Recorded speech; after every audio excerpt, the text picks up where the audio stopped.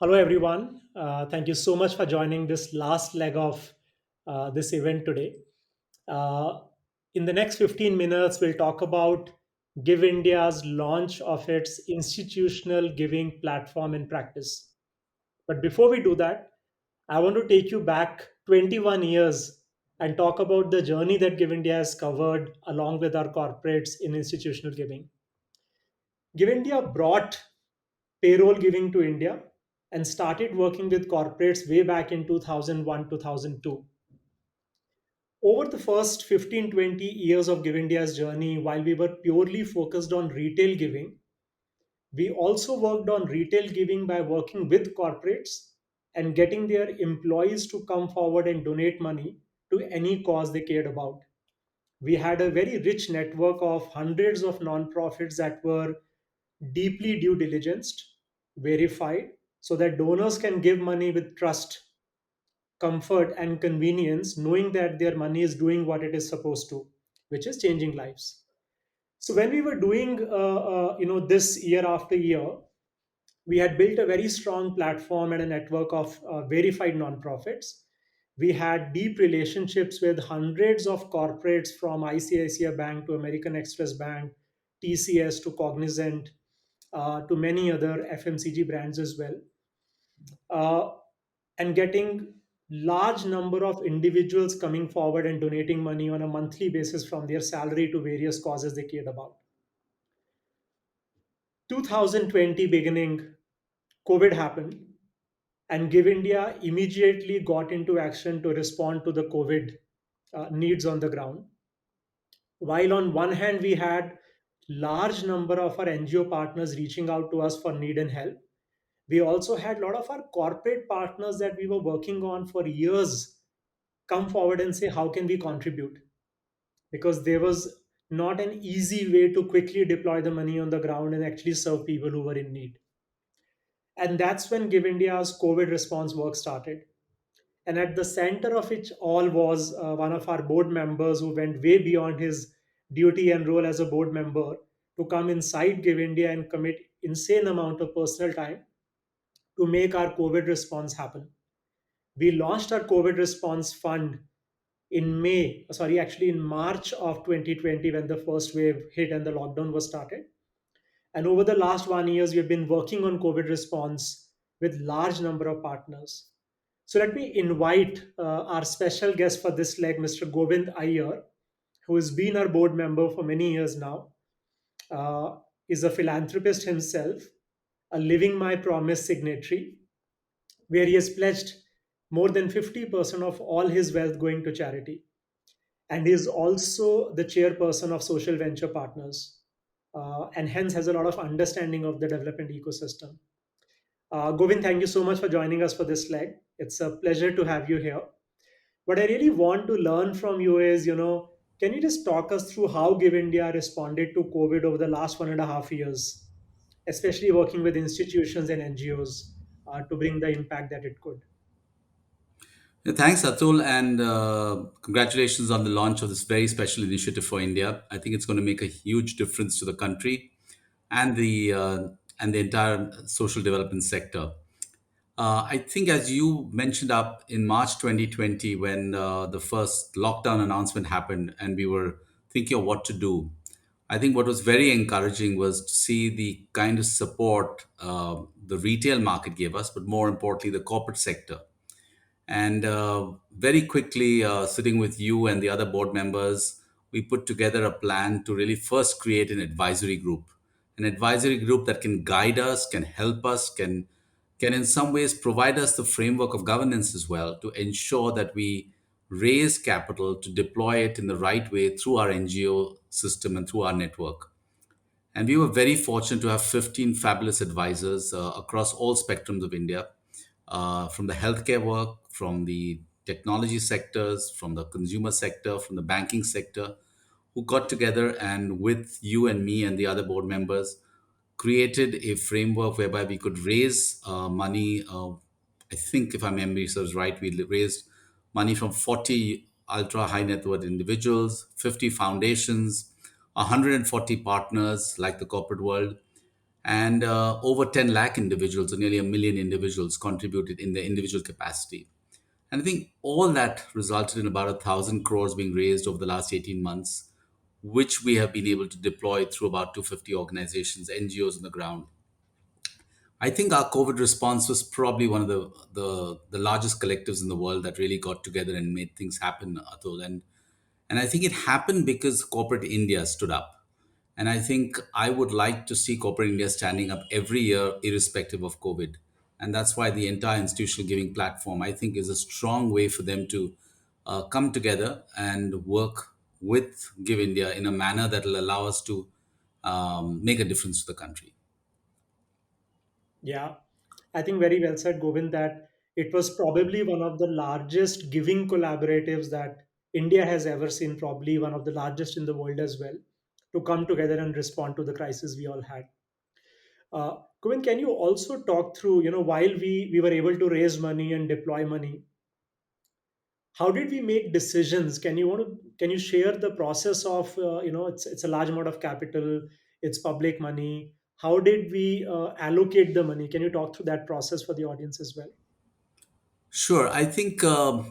You know, I think one of Give India's hallmarks for the last 21 years in this country has been governance and the fact that we have to get it right. We are taking contributions from people in the country and outside the country who have a desire to see impact happen for that last rupee that they give. And so we had to ensure that if we are raising a large amount of funding, we had actually started with a plan to raise 500 crores and we ended up with 1,000. So it was far ahead of our plans over the next 18 months. We needed to have the right governance. So we were very fortunate to have two individuals, Sailesh Haribhakti and Ingrid Srinath, who both offered to spend at least 6 to 8 hours a week to help us vet through the proposals and understand the proposals that the Give India team was bringing forward and ensuring we stay focused on our mission of doing what's right with the funds from the donors and with what the NGOs on the ground can deliver. So we had a very thorough process. We used to meet 3 times a week.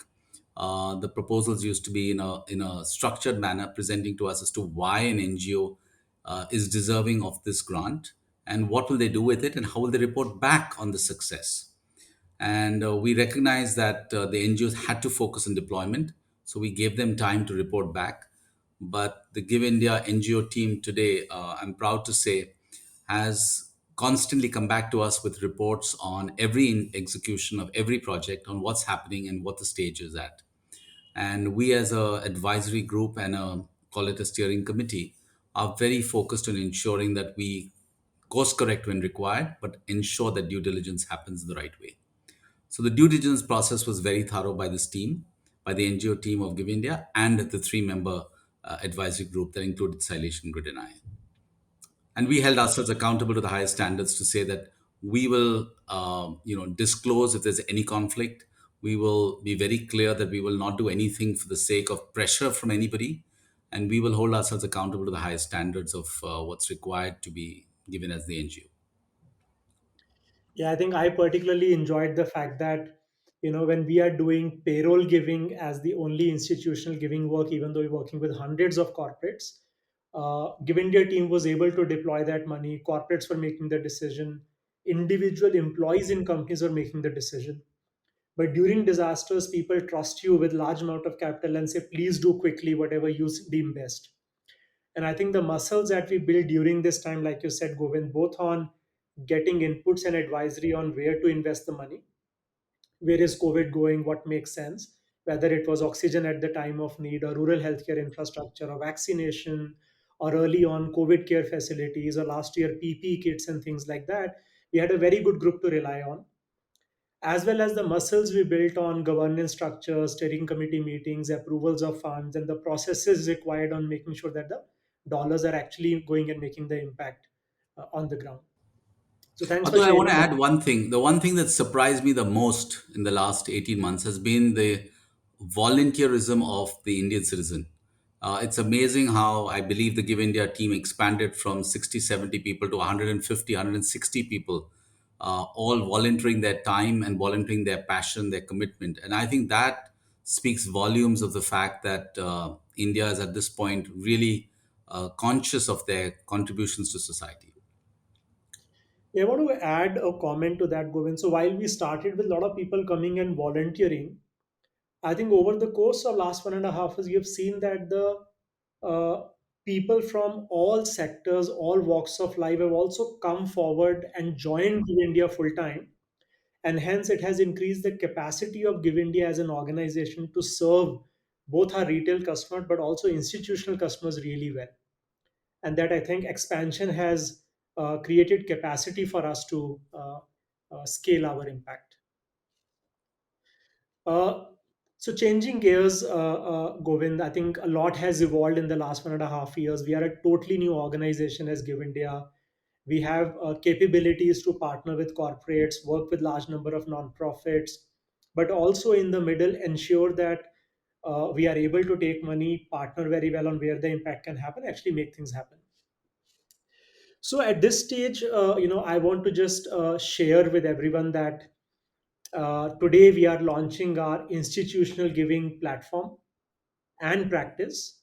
And we invite every single person on this call and beyond who's involved in corporate giving or any other form of institutional giving to look up uh, Give India, get in touch with us, allow us an opportunity to work with you to make really impact happen. There are four distinct capabilities that we are bringing to the table today, which we think, based on the conversations with large number of partners like you and beyond, we think are very, very critical to make institutional giving in India deliver the promise of really, really deep impact for India. The first one here is advisory services, which basically means that we want to work with you, we want to partner with you to make sure that for every CSR uh, grant that you make, you are able to have the right inputs, the right information, the right knowledge, uh, the right capabilities in us as a partner to work together with you to design the programs well. Moving from annual CSR grants to seeing how we can work together to have medium term objectives and deliver to that by working with you as your knowledge partner, consulting partner, advisory partner, bringing capabilities that you seek from external partners to strengthen your impact. Govind, can you just sort of talk through, like in COVID, we had to do a lot of advisory work for large number of corporates on, is third wave going to come? How should we prepare for the second wave? Can you talk about anything that comes to your mind on how we sort of flex this muscle during the COVID times? Yeah, I'd love to do that, Atul. In fact, I still remember that one week when I had seven corporates reach out to me and said, "We would like to do something accelerated with payroll giving. We are not only a Give India platform, these are global firms that wanted to match it with global funds, with their founder matching the matching funds, and a variety of different ideas that came from the corporates. And I still remember talking with the Give India colleagues and creating a plan very quickly to say, how can we provide them the right guidance, where to deploy their funds? So we very quickly shared with them, ideas on they can look at humanitarian needs, they can look at the livelihoods, they can look at vaccine, they can look at healthcare, shared with them ideas on where they could look at it, offered them NGOs that have sent us proposals to use the funds. And these would be NGOs that we have already qualified. We are clear about their due diligence and we have the ability to understand how they will use the money. So I think that advisory support led to many of them signing up literally within 2 or 3 weeks.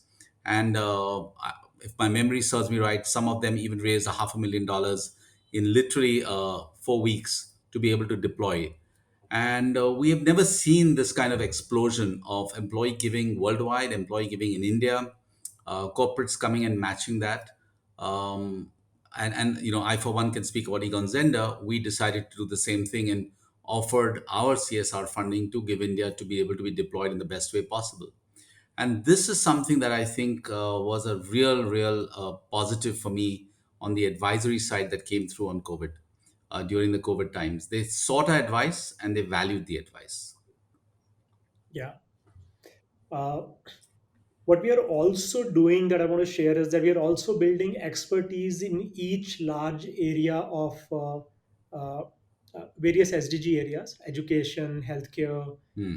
When I say healthcare, I mean public health, skill development, water, gender, climate change. So that when we are actually working with you as partners, as corporate partners, we have ourselves the expertise required to uh, bring to the table and make corporate giving advisory services exactly what you need. So that's the first leg. The second leg of our institutional giving practice is the platform itself. All the way from a lot of corporates have grants that they want to give from across the globe. They have domestic money, FCRA money. They want various level of compliances at our end, at non-profit end. Our platform ensures that we have a very seamless, frictionless giving happening all the way from the source of money, all the way to deployment and reporting. Over the last 1 years, we have improved our technology platform to make this entire thing happen. And I'm happy to share that the GiveIndia institutional giving grant management platform is available for us to share with our corporate partners and do fund and grant management on that platform. That's something new that we are starting to work with, which we have been using internally all this while. The third leg, which is a very interesting one, is the network effect that Give India can bring. We saw during COVID that we were a very unique player, which had individual giving, cause marketing and brand partnerships, celebrity giving, foundations, HNIs, and corporates all coming together. What it allowed us to do is that there were many corporates who were saying, look, we want to put X crores on this particular thing, but the need is very large. How can we make it larger? And we were able to very quickly, because of our conversation with many other segments of donor partners, bring their money in and create a huge leverage there. I want to share an example of Bharat EdTech initiative that we are doing right now. It's an initiative born out of COVID impact because underprivileged kids do not have device access and the data access to leverage online learning that people who are more privileged don't have as much of a challenge with. So, with Dell Foundation as an anchor funder, we are able to create a large fund very quickly, which is meaningfully able to contribute to the problem of education inequity that we are seeing around us because of COVID. And we want to work with all of our partners to bring this entire network of donor ecosystem together, make meaningful, large giving collaboratives, impact collaboratives, collective giving initiatives to make sure that we are able to raise resources proportionate to the size of the problem and make a difference there. So that's the third thing. In some ways, ICRF work that we did, right? The India COVID Response Fund was, in some sense, a network effect of some people coming and more people joining the movement of sorts and contributing. Govind, anything you want to add? Because a large part of our network actually came from, the effect that you were able to bring from institutional giving donors in particular. But you also ran one of the largest retail giving campaigns on Give India during this time. Yeah, so Atul, I think you raised some very good points on the platform, and I think that's something that I hear a lot of people say is a big plus with Give India. I think having the technology platform to ensure we connect the donor and the donee and it's transparent and information is available will be a very big plus as we go forward. I think the network effect. I want to just share one personal experience. When I ran my fundraiser campaign, which Atul referred to, I had many CEOs of companies who were on my WhatsApp chat call me and say, if you're doing this and if you're doing it yourself, we would love to be part of it. And this is trust. Trust is the most important that Give India has. And we would encourage you to look at the fact that many people have trusted us with their contributions over the last 20 years and continue to do it. And the network therefore serves as a good way of validating your trust. And we would encourage everybody to consider in the institutional giving platform how they can come forward with their contributions and demand the advisory services from Give India to allow them to invest in the right way possible. I think it's the economies of scale. Given that we have 2,200 NGOs across India, given that we have a large team, we don't need to duplicate it in the corporates. So some corporates that are smaller and medium sized might see an advantage of coming to Give India, who can then not necessitate that they build their own capacity. That to me is a big plus for the network, Atul. The large corporates will have large CSR organizations and funds. They could also invest their capital in Give India, but I think this will be a stronger proposition for people who don't need to duplicate their resources. Yeah. Yeah. And like you said, we are already working with large corporates who have pretty much entirely outsourced their CSR function to us, and we have dedicated teams for them. We have corporates who are saying, look, we want to invest X crores in education in equity, but the need is much larger. How can we find leverage with your ecosystem to create a meaningfully sized fund for that? Or others contributing to an existing fund and saying, can we plug our CSR resources there? So for all kind of customer segments, corporate sizes, we can partner. But all of this is in some sense means to an end, right? Technology platform, advisory services, network effect. The real thing is actually being able to change somebody's life on the ground. All of us exist for that reason. Which brings me to the last leg of this, which is impact assurance, right? How do we assure our corporate partners and institutional givers that the entire purpose of this partnership is to make sure that we are able to deliver impact on the ground? And I want to highlight the fact that because GiveIndia has been working with hundreds of nonprofits in a deeply verified manner in our uh, payroll giving platform, with crowdfunding over the last many years, our nonprofit ecosystem has expanded to 2,200 plus NGOs now, which is probably one of the largest nonprofit networks in the country by far. And it is not just a network, we have worked with them deeply. Just during COVID, we worked with 250 of these organizations to deliver impact on the ground. So now with the capabilities on governance structures, advisory, technology, non-profit ecosystems, seeing their capabilities on the ground, as Give India, we are assuring our partners that for every partnership, for every grant that we work together on, we know that we can deliver the most meaningful impact on the ground, given that we have a reach like nobody else, technology platform that's very advanced, as well as an ecosystem to find leverage of that to really deliver impact on the ground. And actually, Govind, you led a lot of that thinking to strengthen our processes during ICRF to be ready for it. So would love to see if there is anything you want to add to the impact assurance part, given you also led our steering committee. Yeah, no, I think you've raised the most important point for my mind in this discussion, which is impact. Because as corporates and as individuals, we owe our accountability to all our stakeholders, and shareholders are one of them. So we need to be able to ensure we deliver impact. And I must say this, Atul, that I'll speak for my own personal experience of my fundraiser. When I responded back to all my 2,000 people that had actually contributed to the fundraiser with a very clear, focused outcome, saying this is the number of people that were impacted, this is where your money went, and how it got deployed. They really appreciated that transparency, and that's what I think Give India will give to any institutional giver, which is the ability to know what's happening with the contribution you're making. And we owe it to them to keep pushing the bar on that. Atul, impact is clearly the most important measure we should use to see success, and I think we are getting there. We're getting there, and we will be very strong on that, because our NGOs also know that with Give India they have the biggest trust, and so they can provide us the information and we can share it with the funders in the best way possible.